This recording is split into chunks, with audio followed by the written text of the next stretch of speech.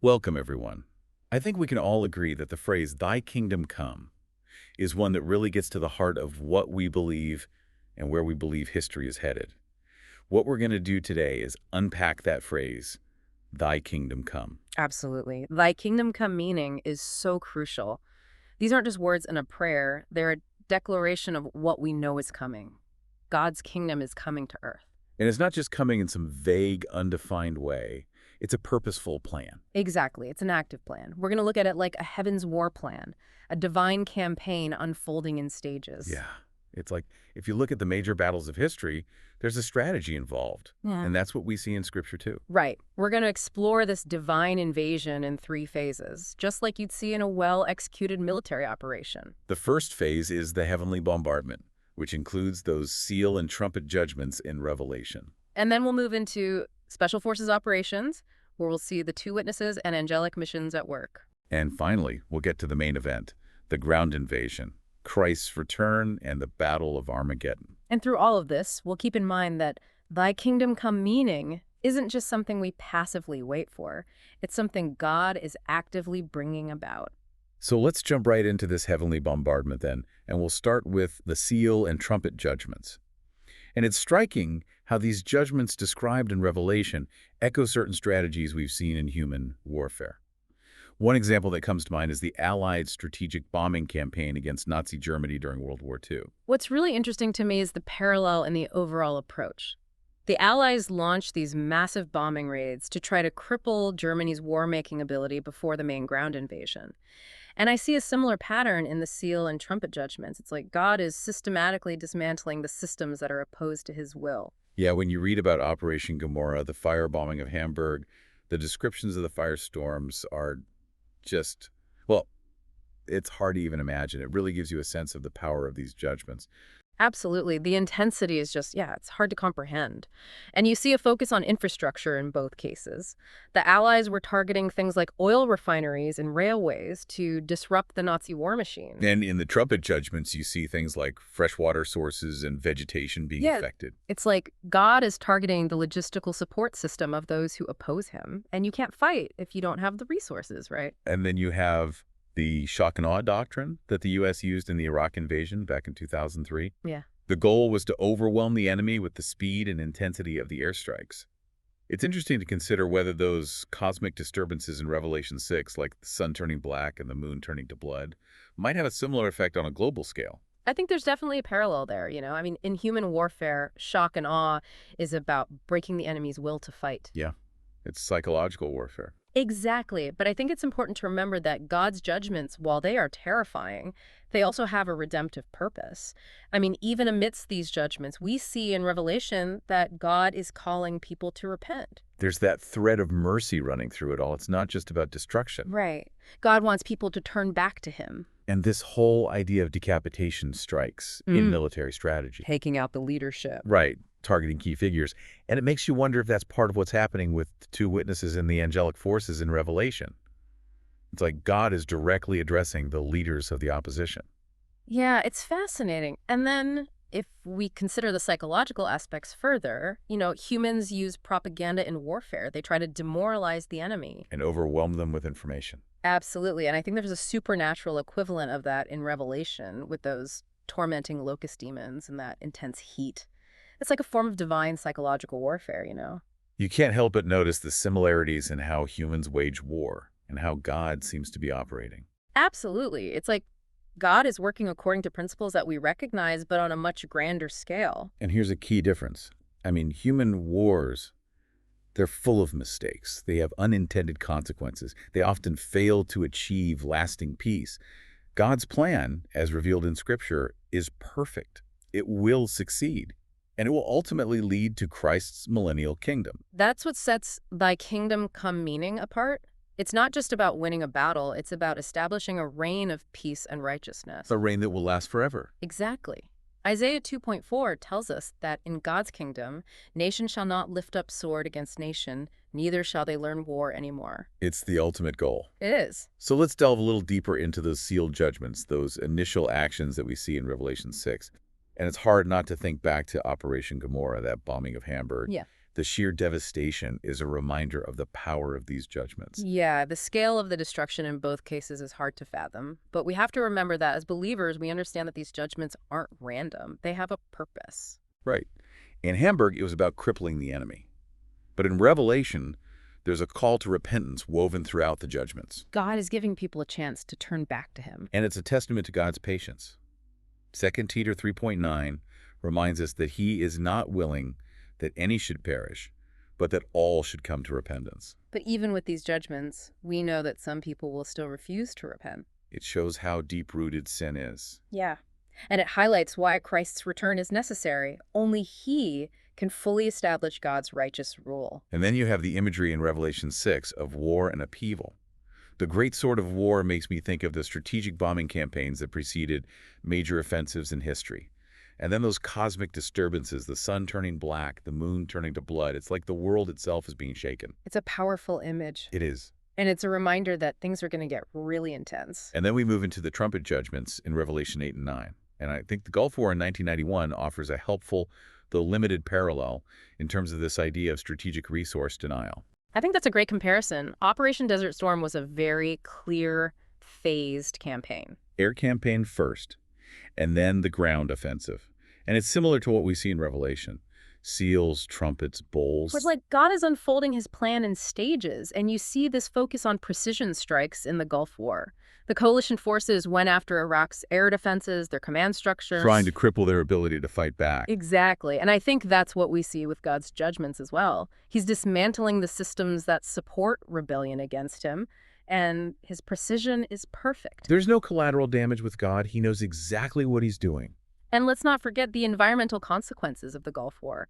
Those burning oil wells, the disruption of water supplies. It's a foreshadowing of those environmental judgments we see in Revelation. Right. The very elements that are essential for life are being affected. And it's all part of God's plan to undermine the power of those who oppose him. And that swift ground offensive in the Gulf War, that really reminds me of the suddenness of Christ's return. Yeah. Like a thief in the night, right? 1 Thessalonians 5.2. Nobody will see it coming. It'll be too late for those who haven't prepared. And we can't underestimate the psychological impact of all of this. The Gulf War showed us how powerful a display of technological superiority can be. It led to the surrender of many Iraqi troops. And I think the sheer power and glory of God's intervention will have an even more profound effect on humanity. It'll be undeniable. It will. But even with the military defeat in the Gulf War, Saddam Hussein remained in power for a while. And it makes me think of how the Antichrist's forces will be defeated, but Satan himself will still be around. Right. He'll be bound eventually, but not immediately. It's a temporary setback for the forces of evil. And that decisive victory in the Gulf War, even though it was limited in its ultimate scope, it gives us a glimpse of what Christ's victory at Armageddon will be like. It will be total. It will be final. Absolutely. So as we wrap up this heavenly bombardment phase, what's the key takeaway for us as believers regarding thy kingdom come meaning? I think it's this. God is actively preparing the way for his kingdom. He's not sitting back and watching. No, he's working strategically. These judgments, they're part of his plan to dismantle the forces of rebellion, and they're a call to repentance. It's God's mercy in action. It is, and it shows us that thy kingdom come meaning isn't just a future hope. It's a process that's already underway. Let's move into phase 2 then, Special Forces Operations. And we're going to look at the two witnesses and angelic missions. And these parallels with the French resistance during World War II and Operation Neptune Spear, the raid on Osama bin Laden, are really fascinating. Yeah, I love these comparisons. They really help us understand how God works. So the French resistance, they were operating covertly against the Nazi occupation. Sabotage, disrupting communications, gathering intelligence. Yeah, and we see similar things with the two witnesses. They have the power to call down plagues, to shut up the heavens. They're resisting the forces of evil, and their ministry is crucial, even though it ultimately ends in martyrdom. And their martyrdom has a purpose. It galvanizes people. It wakes them up to the reality of what's going on. Just like when resistance leaders were killed during World War II, it often fueled even more resistance. Exactly. It becomes a rallying point. And then Operation Neptune Spear, that raid on bin Laden. Yeah. It's a great example of a precise, targeted operation. Like a surgical strike. And it shows us how God can work through specific, focused actions. And I think the meticulous planning that went into that raid reflects the precision of God's judgments. Absolutely. God's timing is perfect, his targets are precise, and his actions will achieve their intended result. And that weakening of al-Qaeda's morale after bin Laden was killed, I see that as a parallel to how the bold judgments will demoralize the followers of the Antichrist. It's a blow to the enemy's confidence. It is. And it's interesting to think about the French resistance and Operation Neptune Spear as turning points in those conflicts. They marked a shift in momentum. And I think the ministry of the two witnesses is a similar turning point in God's end times plan.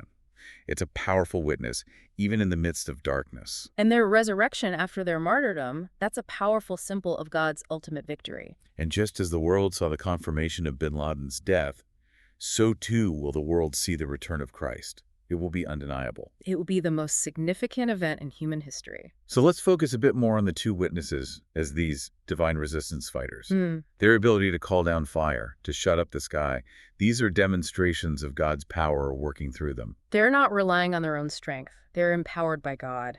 And their martyrdom, even though it's a tragedy, it ultimately serves God's purpose. And then we have the angelic special ops, those precision strikes we see in Revelation. Like the sickle of judgment, It's a targeted attack against evil precise and devastating. and the drying up of the Euphrates River. That's a strategic maneuver. It's like God is opening up a pathway for the kings from the east. He's setting the stage for the final confrontation.